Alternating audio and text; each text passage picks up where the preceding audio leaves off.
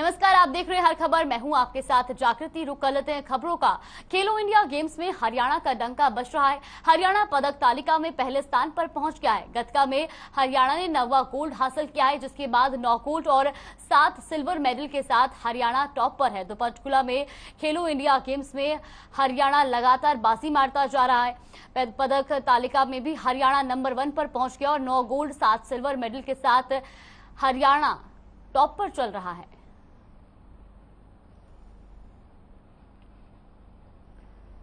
तो खेलो इंडिया में हरियाणा का कमाल।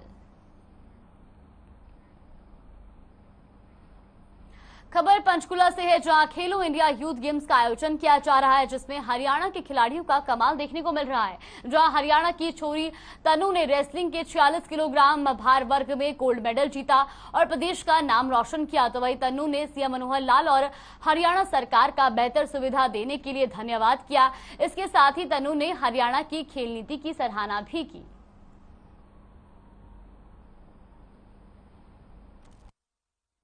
मैं इसका श्रेय मेरे माता पिता, गुरु और प्रधानमंत्री मुख्यमंत्री का देना चाहती हूँ। उनका बहुत धन्यवाद। उन्हें हमें पूरा किसी भी चीज़ की तकलीफ नहीं होने दी, हमारी पूरी सहायता की है मुख्यमंत्री ने।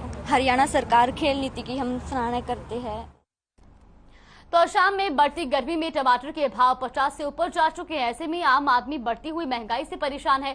तकरीबन 20 दिन पहले एक टमाटर के भाव 20 से 25 थे, लेकिन अब टमाटर के भाव 50 से ऊपर हो चुके हैं। इस मामले में आम आदमी का कहना है कि सब्जियों के दाम लगातार बढ़ते जा रहे हैं। सब्जी के साथ सलाद में टमाटर का आमतौर पर प्रयोग किया जाता है। पहले जहां आम ग्राहक 1 से 2 किलो तक टमाटर आराम से खरीद कर रहा था, वहीं अब केवल आधा किलो की खरीद तक सीमित हो गया है। लोगों को अब डर है कि कहीं टमाटर के दाम नींबू की तरह आसमान न छूने लगे। टमाटर के भाव में इजाफा हुआ है। अब टमाटर 50 रुपए से ऊपर पहुंच गया है और ऐसे में आम आदमी को भी महंगाई का सामना करना पड़ रहा है। 15 से 20 से टमाटर देखा कुछ हजार, लेकिन अब की बार गर्मी ज्यादा पड़ने के कारण फसल पूरी तैयार ही नहीं हो पाई। तो अब क्या दाम है? अब लगभग 40 से 50 बिक रहा है। बिक्री पे भी कुछ प्रभाव पड़ा है? बिक्री में प्रभाव पड़ता ही है जी। 2 किलो वाला आधा किलो ले रहे हैं, 1 किलो वाला पाइया ले रहे हैं। कब तक लगभग ज्यादा नहीं, 15 से 20 दिन में बंदा हो जाएगा टमाटर। नहीं, बल्लभगढ़ में मिल्क प्लांट रोड के दुकानदार नरकीय जीवन जीने पर मजबूर हैं।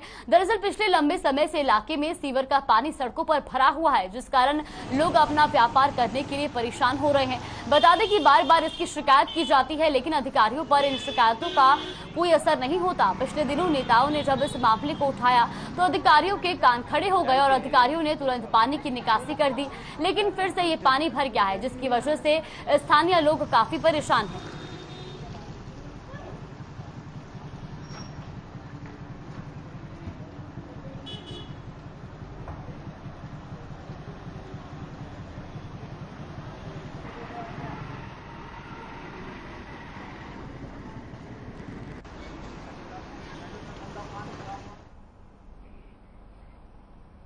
खबर रेवाड़ी से है, जहां नगर परिषद के तमाम कर्मचारी धरने पर बैठे हैं। आपको बता दें कि उनका आरोप है कि पार्षद दिलीप माटा ने शुक्रवार को नगर परिषद ऑफिस में घुसकर सचिव प्रवीण कुमार के साथ किसी बात को लेकर गाली गलौज की थी।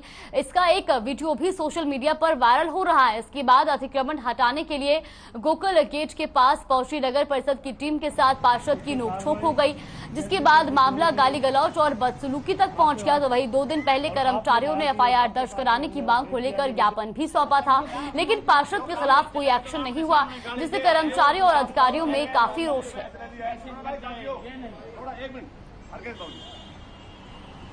बोलो, सम्मान चाहते हो या नौकरी चाहते हो?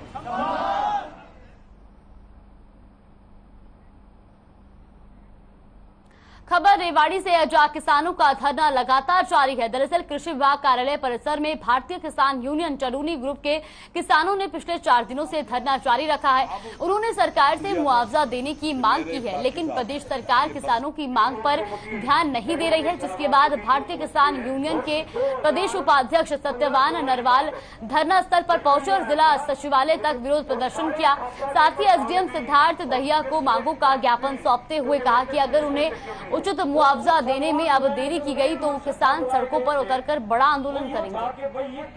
ज्यादातर तो जो राजनीतिक आदमी थे वो तो अपने चमचागिरी करते गए, उससे चक्कर में लगे रहे। उसमें माइक को बैठा, गंजे सिंह भी बैठा था। खबर सिरसा से है, जहां किसानों ने लघु सचिवालय के प्रवेश द्वार पर धरना प्रदर्शन किया। दरअसल किसानों को 2020-21 में नरमे की फसल खराब हो गई थी, जिसके बाद किसानों ने सरकार से मुआवजे की मांग की थी, लेकिन प्रदेश सरकार ने इस पर कोई ध्यान नहीं दिया, जिसको लेकर किसानों ने लघु सचिवालय के प्रवेश द्वार पर विरोध प्रदर्शन किया और प्रशासन के खिलाफ जमकर नारेबाजी की। आपको बता दें कि किसान उपायुक्त से मिलने जा रहे थे, लेकिन उन्हें गेट पर ही रोक दिया गया, जिसके बाद किसानों ने कहा कि अगर हमारी बात अधिकारी नहीं सुनेंगे तो हम बड़ा आंदोलन करेंगे।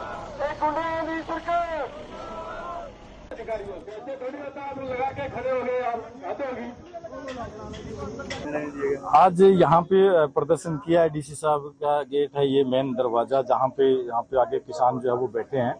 पीछे जनवरी के अंदर यहाँ पे मोर्चा लगाया था ट्रैक्टर ट्रालियों से कि 2021 के अंदर नरमे की फसल गुलाबी सुंडी की वजह से खराब हो गई थी, उसी को कल बीमा क्लेम और मुआवजे की मांग को लेके, और 2020 के अंदर 111 गांव के अंदर फसल खराब हो गई थी, उसका जो बीमा क्लेम है वो रुका पड़ा है, अभी तक 3 साल हो गई, मिला नहीं है 4 सालों से।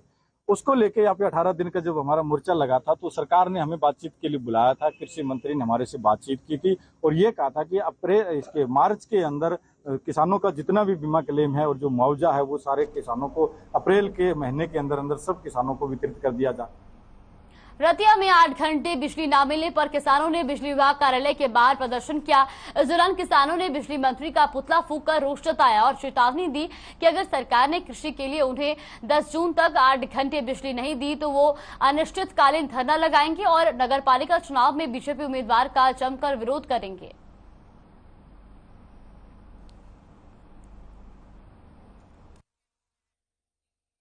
हमारा धरने का जो पुतला दहन किया गया है, हमारी मेन मांग है जो बिजली लाइट जो खेतों में मिलती है वो 8 घंटे की जाए। हरियाणा सरकार ने वादा किया था अभी 1 जून से 8 घंटे लाइट मिलेगी, लेकिन आज 5 तारीख हो गई है, 6 हो गई है, अब तक लाइट 5 घंटे मिल रही है और आने वाले दिनों में हमारे सूचना मिली है भी 18 तारीख के बाद देंगे। और दूसरी तरफ बिजली मंत्री का बयान आता है कि ज़्यादा से ज़्यादा हम 7 घंटे बिजली दे सकते हैं। तो हमें पता चला है कि फतेहाबाद जिले की लाइट को ये गुड़गांव दे रहे हैं और जो अपनी लाइट है, जो किसानों की लाइट पर डाका डालकर जो पूंजीपतियों को, कारपोरेटों को लाइट दी जाए। पंजाब के मशहूर सिंगर और कांग्रेस नेता सिद्धू मूसेवाला की हत्या मामले में पुलिस को बड़ी सफलता मिली है। पंजाब के हाई प्रोफाइल मर्डर केस में जगरूप सिंह रूपा का नाम सामने आया है। बता दें आपको कि तरन तारण के गांव चौड़ा निवासी शूटर जगरूप सिंह रूपा का परिवार 29 मई को गांव जवाहर के में सिद्धू मूसेवाला की हत्या में शामिल था। सरहली थाने की पुलिस ने सोमवार को उसके घर पर छापा मारा, जब उसका नाम नरसंहार में शामिल होने का खुलासा हुआ, लेकिन उसका घर बंद पाया गया। पड़ोसियों से केवल सूचना मिली कि उसके परिवार को रविवार को यहाँ देखा गया था, लेकिन परिवार कब चला गया इस बात का पता नहीं चल पाया।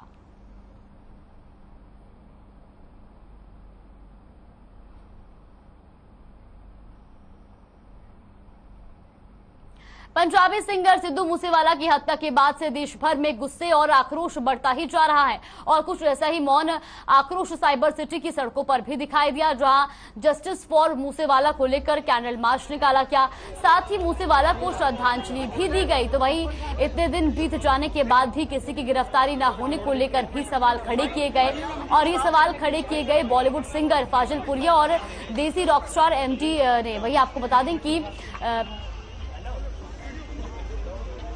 सिद्धू मूसेवाला की हत्या के बाद से ही बॉलीवुड सिंगर फाजिल पुरिया लगातार इस पर बयान दे रही है और साथ ही साथ उनका कहना है कि सोशल मीडिया पर बयान जारी करते हुए वो कह रहे हैं कि मूसेवाला के हत्यारोपियों ने जब कबूल कर लिया है तो उन पर कोई कार्रवाई क्यों नहीं की जा रही है। सिद्धू के हथियारों को गोली मारो सालों को, सिद्धू के हथियारों को गोली मारो सालों को। दिल्ली के तालकटोरा स्टेडियम में वैश्य प्रतिनिधि सम्मेलन का आयोजन हुआ। इस कार्यक्रम में देश के अलग अलग हिस्सों से हजारों लोग पहुंचे। कार्यक्रम में मौजूद सभी मेहमानों को शॉल और स्मृति चिन्ह देकर सम्मानित किया गया। इस मौके पर अखिल भारतीय वैश्य महासम्मेलन के संयोजक और पूर्व विधायक उमेश अग्रवाल ने कार्यक्रम में आए हुए सभी लोगों का अभिनंदन किया। उन्होंने कार्यक्रम में पहुंचे हजारों लोगों की संख्या को देखते हुए कहा कि अगला कार्यक्रम रामलीला ग्राउंड में किया जाएगा, क्योंकि तालकटोरा स्टेडियम छोटा पड़ गया है। वही सम्मेलन में सिक्किम के राज्यपाल गंगा प्रसाद वैश्य समाज के वर्तमान सांसद, पूर्व सांसद, पूर्व विधायक सहित हजारों लोग मौजूद रहे।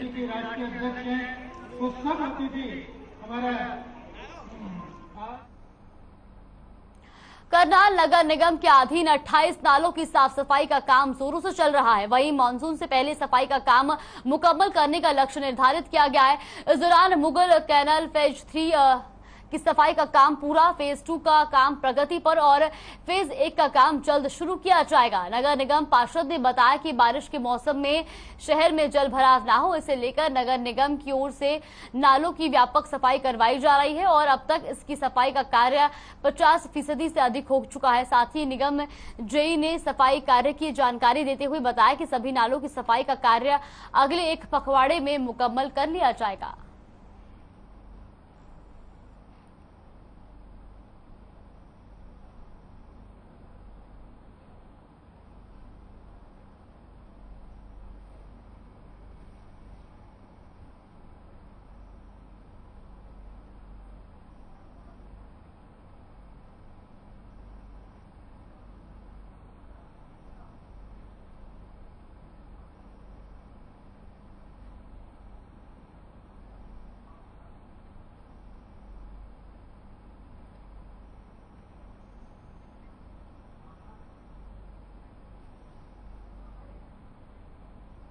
अंबाला छावनी के राय मार्केट में एक व्यक्ति का शव लावारिस हालत में मिला, जिसके बाद इलाके में सनसनी फैल गई। सूचना के बाद मौके पर पहुंची पुलिस ने कार्रवाई करते हुए शव को अपने कब्जे में लेकर जांच शुरू कर दी। जांच अधिकारी ने बताया कि प्रथम दृष्टि ऐसा लग रहा है कि सर में ईंट मारकर हत्या की गई है। फिलहाल शव को शिनाख्त के लिए रखवा दिया गया है।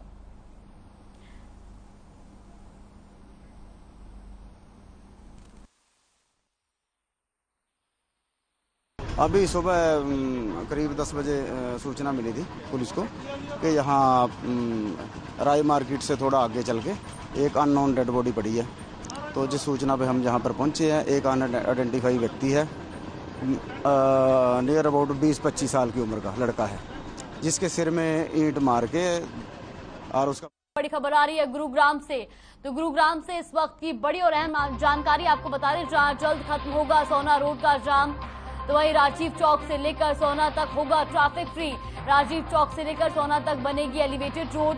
1400 करोड़ की लागत से बनकर तैयार हो रही है, तो जुलाई तक बनकर तैयार हो जाएगी एलिवेटेड रोड। ये बड़ी और अहम खबर आपको बता रहे गुरुग्राम से, जहां जल्द ही सोना रोड का जाम खत्म होगा। राजीव चौक से लेकर सोना तक ट्रैफिक फ्री हो जाएगा। और उसके बाद आपको बता दें कि 1400 करोड़ की लागत से बनकर एलिवेटेड रोड तैयार हो रही है और जुलाई से शुरू होगा एलिवेटेड रोड।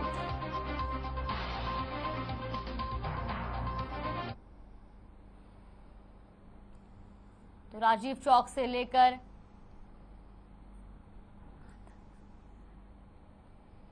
एलिवेटेड रोड बनकर तैयार होगा। और आपको बता दें कि 1400 करोड़ की लागत से एलिवेटेड रोड तैयार किया जा रहा है, तो जल्द ही सोहना रोड का जाम खत्म हो जाएगा।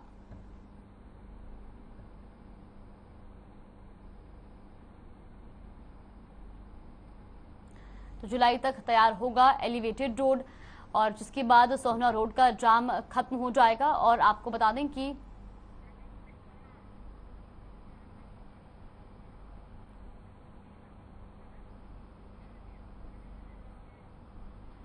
वहीं इसी खबर पर ज्यादा जानकारी के लिए गुरुग्राम से ब्यूरो चीफ प्रवीण शर्मा हमारे साथ जुड़ गए हैं। प्रवीण जी, जल्द ही एलिवेटेड रोड तैयार हो जाएगा और सोहना रोड का जाम खत्म हो जाएगा। ऐसे में अब जो राहगीर है या जो आने जाने वाले लोग हैं उनको भी काफी सहूलियत मिलेगी।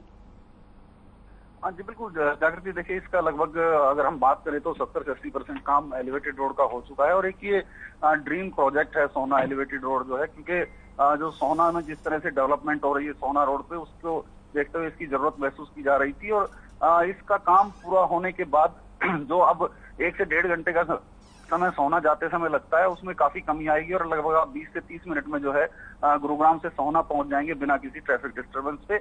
और साथ ही एक चीज और बता दें कि इस एलिवेटेड रोड पर कोई कट नहीं दिया गया है, इस पे कोई रेड लाइट नहीं होगी, ट्रैफिक सिग्नल फ्री ये रोड होगा। जी बिल्कुल। और प्रवीण जी, ये भी जानना चाहेंगे कि अधिकतर बरसात के मौसम में देखा जाता है कि पानी भरने की समस्या जो है वो अधिकतर हो जाती है, तो उसको लेकर के किस तरीके से ये जो है बनाया गया है कि इसमें बरसात के मौसम में दिक्कत ना आए? जी बिल्कुल जागृति, देखिए जो ये रोड बनाया जा रहा है इसमें एक अत्यंत आधुनिक टेक्नोलॉजी का यूज किया जा रहा है कि जब बारिश का मौसम हो तो पानी का ढाल किस तरफ से दिया जाए, क्योंकि जो नेचुरल जो स्लोप होते हैं उसकी तरफ ढाल दिया गया है और जो साइड जो रोड के हम कह सकते हैं उस पर ड्रेन बनाए गए हैं जो बारिश के दौरान जो है उस पानी की निकासी वहां से कर सकें। और इसके साथ ही जो अंडरपास हैं उसके अंदर अगर पानी भरता है तो उसको लेकर के अत्याधुनिक पंप लगाए गए हैं जिससे जो है अंडरपास के अंदर पानी ना भर पाए और जो पंपिंग है वो स्मूथली हो पाए। जी जागृति। जी बिल्कुल प्रवीण जी, बहुत बहुत धन्यवाद आपका। आप बने रहिए हमारे साथ, लौटेंगे आपके पास। तो गुरुग्राम से खबर आपको बता रहे हैं जहां सोहना रोड का जाम जो है वो जल्द ही खत्म हो जाएगा।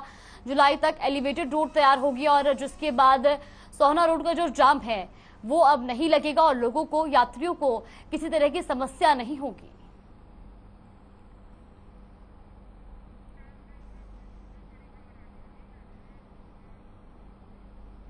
और रुक कर लेते अगली बड़ी खबर की ओर। बड़ी खबर गुरुग्राम से आ रही है, तो गुरुग्राम से ये दूसरी और बड़ी खबर आपको बता रहे हैं जहां बता दें आपको कि पुलिस को बड़ी कामयाबी मिली है। नौकरी के नाम पर ठगी करने वालों को पुलिस ने पकड़ा है और पुलिस में नौकरी दिलाने के नाम पर ये ठगी की जाती थी।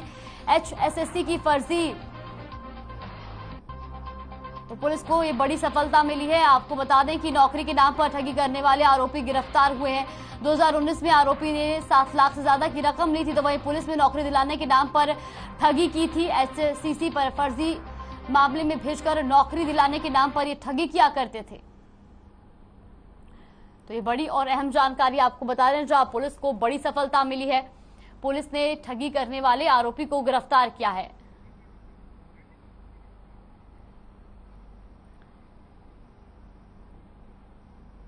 तो वही पुलिस को बड़ी सफलता मिली है। ठगी करने वाले आरोपी को पुलिस ने गिरफ्तार किया है। और आपको बता दें कि पुलिस में नौकरी दिलाने के नाम पर लोगों से ठगी ये किया करता था।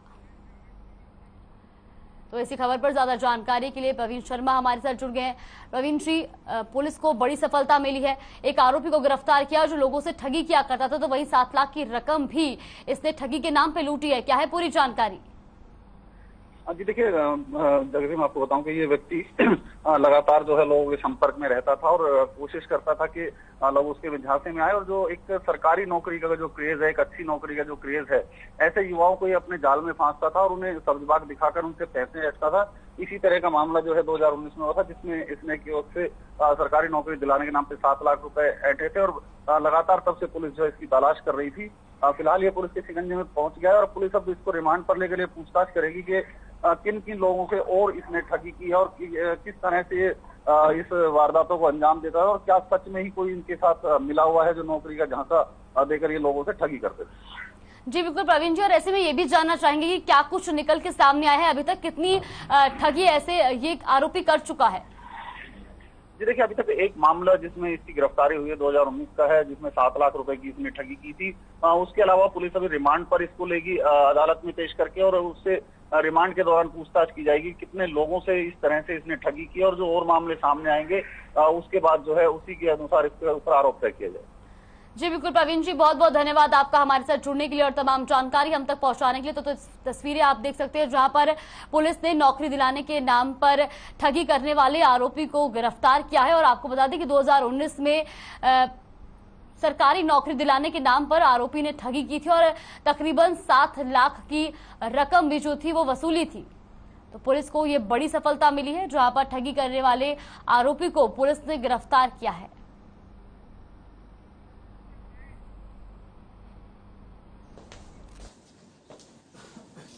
साइबर थाना गुरुग्राम ने पुलिस के नाम पर धोखाधड़ी करने वाले एक सुधीर नाम के जो मूल रूप से गांव मायण गांव खोड़ का रहने वाला को गिरफ्तार किया है।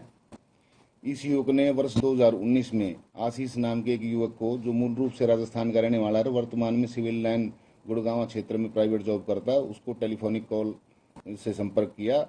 उसको बताया कि आपकी पुलिस में जॉब लग गई है और उससे 7,30,000 रुपये की धोखाधड़ी की। उसको अपने इस आरोपी ने अपने 2 साथियों के साथ मिलकर उसको एक फर्जी email ID HSC Haryana service selection commission की बना करके उसको मेल भेजी और उसको ये बताया कि आपकी पुलिस में जॉब लग गई है और उससे 7,30,000 रुपए की ठगी इसने कर ली। तो देश में एक दिन में 4,518 कोरोना के नए केस सामने आए हैं और कोरोना के चलते 9 लोगों की मौत हो गई, जबकि 2,779 लोग कोरोना से ठीक हुए, जिसके बाद देश में कोरोना का रिकवरी रेट 98.73% हो गया। अगर बात करें कोरोना के एक्टिव केसों की तो देश में फिलहाल 25,782 केस एक्टिव है और अब तक देश में कोरोना के 5,24,701 लोगों की मौत हो चुकी है। तो बीते 24 घंटे में देश में 4,000 से ज्यादा कोरोना के संक्रमित मिले हैं। तो वहीं आपको बता दें कि कोरोना ने एक बार फिर अपनी रफ्तार पकड़ी है और बीते 24 घंटे में कोरोना के चलते 5 लोगों की मौत हुई है। तो वहीं 2,584 लोगों ने कोरोना को मात दी है।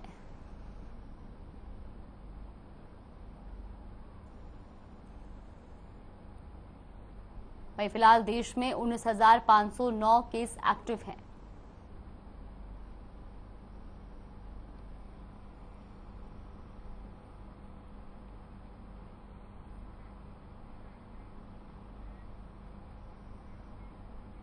और अब बात कर लेते हैं प्रदेश में कोरोना की। तो हरियाणा में भी एक दिन में कोरोना के 148 नए मामले सामने आए हैं। वहीं प्रदेश में कोरोना के चलते कोई भी मौत नहीं हुई और 156 लोगों ने कोरोना को मात दी है, जिसके चलते कोरोना का रिकवरी रेट 98.85% पहुंच गया है। वहीं पिछले 24 घंटे में अकेले गुरुग्राम में 105 नए पॉजिटिव केस मिले हैं, जबकि फरीदाबाद में 24 नए संक्रमित मिले हैं और इसके अलावा सोनीपत और अंबाला में 3 कोरोना के संक्रमितों की पुष्टि हुई है। तो वहीं जींद में 2 तो झज्जर में भी 1 कोरोना संक्रमित मिला है। वहीं अगर बात करें प्रदेश में एक्टिव केसों की तो फिलहाल प्रदेश में कोरोना के 890 केस एक्टिव हैं, जबकि 10,621 लोगों ने अब तक अपनी जान गंवाई है।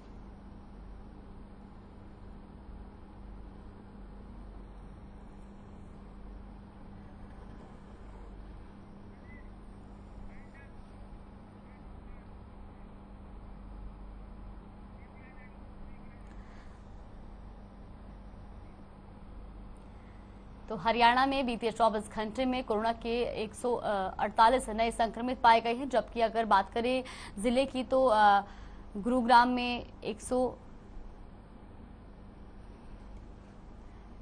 से ज्यादा मामले सामने आए हैं। वहीं 24 घंटे में प्रदेश में 148 कोरोना के संक्रमितों की पुष्टि हुई है। तो प्रदेश में कोरोना के मामलों में कमी नजर आई है। वहीं 156 लोगों ने कोरोना को मात दी है।